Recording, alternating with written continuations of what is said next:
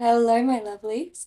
Today we will be continuing the reading of Viridian, the Green Guide by Clouds, My Head in the Clouds Not Coming Down. As always, the original fic will be linked in the description. Please make sure to go over there and send the author some love, kudos, comment, all that sort of stuff. And with that, let's get started. And apologies if I sound a bit different. I have a heart condition that is currently playing up, so it is a little difficult to breathe. Chapter 3 Burning. Summary: Izuku continues to live his life as not technically a vigilante. Izuku's everything hurt. How far had he ended up running last night? It couldn't have been more than a few miles, right? He'd come across two more muggings after that first one, so he'd run to pick up a hero, and then he'd run back to the crime. Okay, so maybe he'd run quite a bit, but he still shouldn't be this sore, should he? Izuku, you're going to be late for school. Izuku groaned and forced himself out of bed. He must have been even more out of shape than he thought. He'd definitely have to change that if he wanted to keep outrunning heroes. Izuku smiled as he got dressed. He'd saved people last night. After giving his mum a quick kiss on the cheek, Izuku was out the door and on his way to school.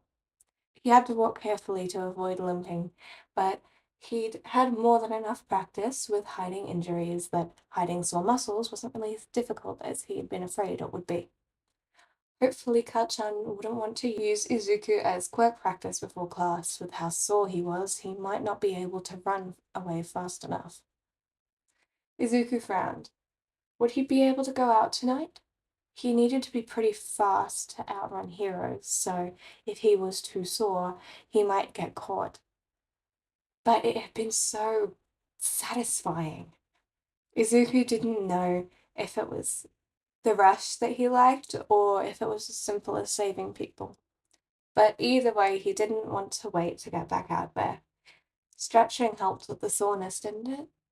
He'd have to start stretching every night before he left so he didn't hurt himself. Maybe he should look up warm-ups too. Izuku was so distracted by planning his new nightly routine that he didn't see one of Kachan's lackeys stick out his foot to trip him until he was already falling. He hit the ground hard, and the contents of his backpack scattered all over the hall. The other students simply pretended not to see as they trampled his notes, and Izuku felt his eyes start to water. Look, guys, Deku's clumsy and a crybaby. Izuku tried to blink back tears as he'd scrambled over the floor, trying to pick up his papers before they were ripped beyond repair. There was a pair of teachers chatting a little further down the hall, but they didn't so much as glance at Izuku, even when he cried out as one of the meaner students stepped on his fingers. Oh, sorry, Deku, didn't see you there. The kid's smile gave away his insincerity. Not that Izuku had been expecting an actual apology anyway. He finished shoving everything back into his bag and stood to get to class, trying to avoid anyone's eyes as he wiped away the tears. He's such a useless weakling. Why does he even exist? Izuku kept his head down and did his best to ignore the whispers as he walked into the classroom, and made his way to his seat. Kachan was still refusing to look at him, which Izuku understood. Kachan hadn't asked for Izuku to run in and save him, so he must still be mad about that. Izuku should probably apologize, shouldn't he? But knowing Kachan, that might make the whole thing worse. He should just leave it alone for now, right? If things got worse, he would apologize. But until then, maybe Kachan would just forget about it or chalk the whole thing up to Deku being an idiot. Though it was strange that Kachan hadn't said a single word to him since he'd stopped him on the street after the sludge villain attack. Normally, if their other classmates tried to do something, Kachan would come along and do it better to prove that he was still the best. So since everyone had decided to be crueler to Izuku, well, he just thought it would make a lot of sense if Kachan tried to use this situation to assert his dominance. So why wasn't he? Izuku quickly silenced what he was mentally calling his vigilante alarm and rolled out of bed. His soreness had gradually decreased throughout the day, but it hadn't completely gone away. so he'd probably have to pace himself tonight. Still in his pajamas, Izuku leaned over to touch his toes and grimaced as his legs protested against the stretch. He then moved one foot back so he could stretch his calf better. He spent an hour that afternoon just looking up different types of stretches, specifically stretches that were good for people who did a lot of running. He'd never actually realized how important flexibility was to physical activity. He'd spent the next half hour just running through the stretches he'd researched until he was at least marginally less sore and stiff, then got dressed in his vigilante outfit, just like he had done the night before. This time, however, he grabbed a small green notebook that he'd bought on the way home and stuffed it and a few pens in his back pocket before heading out. He'd have to figure out how to notate the moves that the heroes were using if he wanted to study them later, since there wouldn't be time to do his usual detailed drawings in the middle of a fight. Would stick figures be enough? As he walked, Izuku thought through the patrol schedules he'd memorized. It was a Thursday night, so who would be out? Well, Rocklock often worked later during the week, so he could take the weekends off. Probably to be with his family, if what he said in interviews was any indication. Then there was Enigma, but her gigantification quirk might allow her to catch him too quickly, so he should probably try and avoid using her if possible. He might be able to catch Death Arms if the hero decided to stay out late for whatever reason. Mount Lady probably wouldn't be patrolling at night if her media mongering debut was any indication, so she wouldn't be any help. Who else? It was surprising now that he thought about it, just how few heroes patrolled at night. If he was walking out at 2 in the afternoon rather than 2 in the morning, he'd be able to have his pick of at least 5 or 6 heroes on any given day. But, well, he couldn't get mad at the heroes for getting tired. But from what Izuku had seen the night before, there wasn't any less crime at night.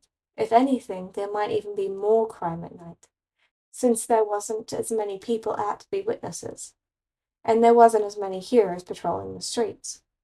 If Izuku were a villain, he'd probably be completely nocturnal for those reasons alone. Izuku sighed. Hopefully Amplifier wouldn't get too annoyed with him if he had to use her again. He had already used her twice last night, and she probably had better things that she usually did during her patrols, so he'd have to try and spread it out as much as possible, at least until he got strong enough to start fighting criminals himself. But Izuku decided that running had two purposes. The first was obviously to get the heroes to stop crimes in progress. The second was to build muscle and stamina so he stood a chance when and if he ever felt confident enough to fight. Not that anyone would care if anything happened to him anyway. Izuku shook his head. He didn't want to die before he had the chance to save anyone. Besides, he knew that getting a bully to change his targets was temporary at best. If he died too quickly at the start of a fight, before the real victim had any chance to get away, then he wouldn't have done any good. Not to mention that if he died too quickly, he might just make the villain more angry and end up making things worse for the person he'd been trying to help. Not that anyone would really be surprised if that happened. He was a useless Deku after all. Izuku caught movement in the corner of his eye and looked through the window of the 24-hour convenience store he sometimes bought snacks at to see someone threatening the cashier with an electricity quirk. Who was the closest hero to here? Rocklock. Izuku ignored the burning in his legs as he took off running as fast as he could. So, how's the wife? Amplifier asked. Getting ready to pop? Rocklock shook his head. She's not due for another few months. She's already complaining about how big she is, though. I just tell her that means there's more of her to love. Oh, smooth, Romeo, smooth. Usually Rocklock didn't stop to talk to the other heroes, but it was a slow night and Amplifier had been chasing down a drunk that had been harassing women where he usually patrolled. He'd helped take him down by immobilizing his clothes, and she'd stuck around after the police had picked him up. Who knows, maybe he'd run into a situation where he could use extra help. Well, There is a reason she fell in love. Ow! Something hit him on the calf, and he looked down to see a rock. He whipped around to see who threw it, and caught sight of what looked to be a kid in a green hoodie and goggles smile at him before running away. Let's go! Amplifier started following Kid, but Rocklock held her back. Why? He's just some hooligan. It's not going to do any good to run him down. Amplifier shook her head. No, I saw that kid yesterday too, and when I chased him, he led me straight to 2 different muggings. Don't worry, we're not going to try and catch him, but if that kid throws a rock at you, he wants you to chase him. She started running again, and Rocklock shook his head as he followed. He still wasn't convinced that chasing the kid was productive, but Amplifier had proven to be a decent hero, so he trusted her for now. And, well, it was a slow night, so if nothing else, following this kid was something to do. Izuku stopped as soon as he realized that Rocklock and Amplifier weren't following him. Had Amplifier decided he wasn't worth her time anymore? He hadn't been trying to get her, but she'd been talking to Rocklock, and there wasn't any time to go find another hero. Should he try to go find Death Arms? Probably. But by the time he got to Death Arms' patrol route, the robber would be gone. He really was useless, wasn't he? He couldn't even get a hero correctly. Izuku startled as he heard footsteps behind him, and grinned as he saw Rocklock and Amplifier running towards him. Rocklock looked skeptical about the whole thing, but that didn't matter right now. What mattered right now was making sure that the convenience store robber got caught. Izuku took off and hoped that they weren't too late. Situations like robberies could often take a turn for the worse extremely quickly. His breath was starting to get painful as he pushed himself even harder. They couldn't be too late, they couldn't. Izuku didn't know whether to laugh or cry as he turned around the corner to see a robber leaving the store. Was the cashier okay? Izuku didn't know what he would do if he wasn't. Wait, how would the heroes know that guy was the villain? Izuku didn't stop running, but leaned down and scooped up an empty soda can that someone had tossed on the sidewalk. He only hesitated a moment before he lobbed the can as hard as he could at the villain's head. Hopefully this wouldn't be the idiot move that killed him. Imagine what the kids at school would say. Did you hear that? Deku killed himself by throwing a soda can. Seriously? What a lame way to go. But what else did we expect from someone so worthless? The villain turned around in rage, then saw the heroes behind him, and Izuku almost cried with relief when the villain decided to activate his electricity quirk and charged. Now the heroes wouldn't have any doubt on who they were supposed to attack. Izuku dodged behind the parked car and used the car's rubber tire to shield from the attack. He poked his head out, and Izuku smiled as he saw that Rocklock and Amplifier had engaged the villain. Now what? Oh, yeah, the cashier. Izuku flung open the door and ran to the counter. The guy wasn't standing at the counter like he should be, so where was he? Had he gone to the back room to recover from the stress, or was he? Help! The voice was soft and laced with pain, but a dead person couldn't talk, so that meant the cashier was alive. Izuku nearly panicked when he ran around the counter and saw the man lying on the ground, electrical burns covering most of his face and arms. Izuku was familiar with burns, and those looked like they hurt a lot. He forced himself to calm down, but wasn't able to force a smile onto his face. Sir, do you have a phone? On the counter. Izuku hurried and dialed the police. Yes, hello, there's a guy here with electrical burns, at least second or third degree. Yes, it was a villain attack. Somebody robbed the convenience store on Randama Street. Yeah, we're still here. Hurry. Izuku put the phone down and knelt beside the cashier. Are you okay? Oh, wait, you're obviously not okay. You just got robbed and you're hurt and.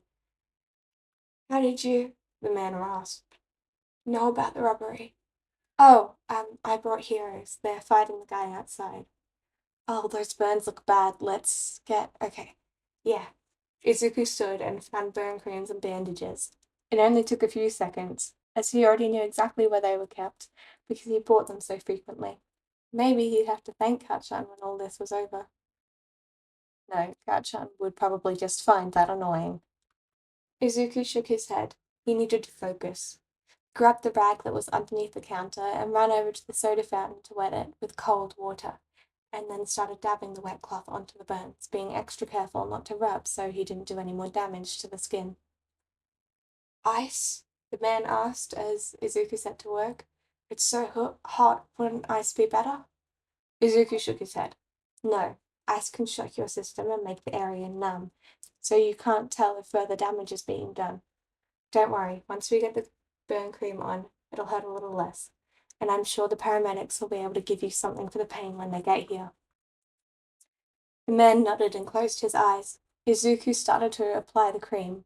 He was just wrapping the birds when the door opened and he heard Amplifier's voice. Kid, are you in here? Is everyone okay? I could have sworn I saw him come in here. I'm here, Amplifier, Izuku yelled. The cashier got burned by that guy's quirk. Amplifier walked around the counter and stopped when she saw Izuku treating the man's wounds. Wow, kid, you look like you know what you're doing. Izuku shrugged. I've had a lot of practice. He finished tying off the final bandage and stood. I'd better leave this to you. I already called the ambulance, so they should be here any minute. You should probably stay with him until they get here, though.